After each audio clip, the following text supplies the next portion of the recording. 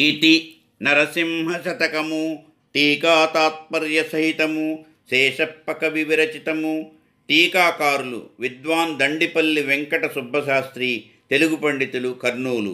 గాత్రం కీర్తిశేషురాలైన నిమ్మగడ్డ అనంతరాజ్యలక్ష్మి మరియు కీర్తిశేషులైన నిమ్మగడ్డ జగన్మోహన్ శర్మ గార్ల జ్యేష్ఠపుత్రుడైన డాక్టర్ నిమ్మగడ్డ వెంకట నాగేంద్ర శర్మ. శ్రోతలకు, ప్రేక్షకులకు, వీక్షకులకు విజ్ఞప్తి. నేటి నాగరిక ప్రపంచ వ్యవస్థలో విలక్షణమైన పూర్వాచారములు అడుగంటుచుండుట సర్వజన విదితము. మొన్నటి వరకు బాలురకు శతకములు, అమరము, త్రికాండము, ఆంధ్రనామ సంగ్రహము మున్నగు వానిని నిర్బంధముగా నేర్పుచు కంఠస్థము చేయుచుండిరి. నీతి, సత్ప్రవర్తనము, భాషా పరిచితి కివి ఎంతేని తోడ్పడును. నేడిట్టి విశిష్టత దూరమగుచున్నది.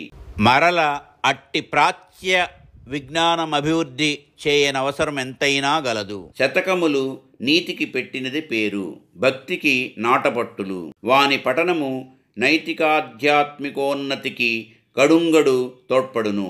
ఈ నరసింహ శతకము రాసిన కవి నైజాం ప్రాంతంలోనున్న ధర్మపురి నివాసి, నందకులమువాడు.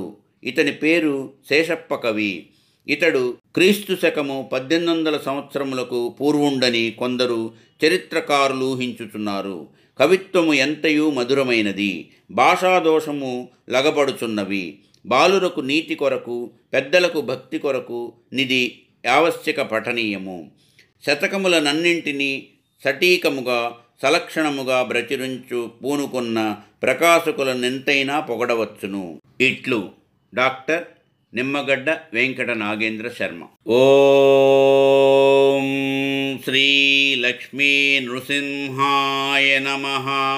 శ్రీ మనోహర సురార్చిత సింధు గంభీర భక్తవత్సల కోటి భానుతేజ కంజనేత్ర హిరణ్యకశ్యపాంతక శూర సాధురక్షణ శంఖ చక్రహస్త ప్రహ్లాద వరద పాపధ్వంస సర్వేశ క్షీరసాగరశాయి కృష్ణవర్ణ పక్షివాహన నీల భ్రమర కుంతలజాల పల్లవారుణ పాద పద్మయుగళ చారుశ్రీ చందనాగరు చర్చితాంగ కుందకుట్మలదంత వైకుంఠధామ భూషణ నికాస శ్రీధర్మపుర నివాస దుష్ట సంహార నరసింహ దురిత దూరా.